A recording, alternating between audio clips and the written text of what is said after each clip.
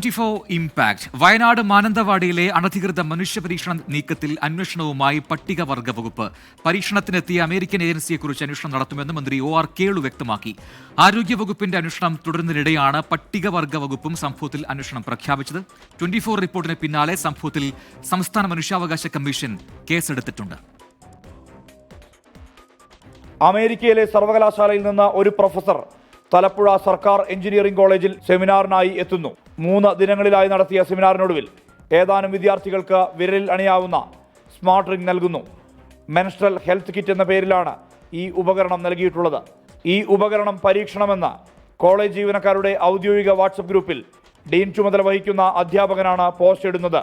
ഇതിനുശേഷം എടവകയിലെ അഗ്രഹാരം ഉന്നതിയിൽ ആദിവാസി വിഭാഗത്തിൽ ഉൾപ്പെട്ടവരുടെ യോഗം ചേരുന്നു. ഇവിടെ ഉപഹാരമായി നൽകിയത് മൈസൂർ പാക്കിനൊപ്പം സാനിറ്ററി നാപ്കിനുകൾ. ഇതിനെല്ലാം പിന്നിൽ ആർത്തവ ചക്രവുമായി ബന്ധപ്പെട്ട വിവരശേഖരണമെന്ന് പകൽ പോലെ വ്യക്തം. ആരോഗ്യവകുപ്പിന്റെ അനുമതിയില്ല, പട്ടികവർഗ വകുപ്പിന്റെയും അനുമതിയില്ല. എന്നിട്ടും ഇത് നടപ്പാക്കാൻ എങ്ങനെ കഴിഞ്ഞു എന്നാണ് ഉയരുന്ന ചോദ്യം.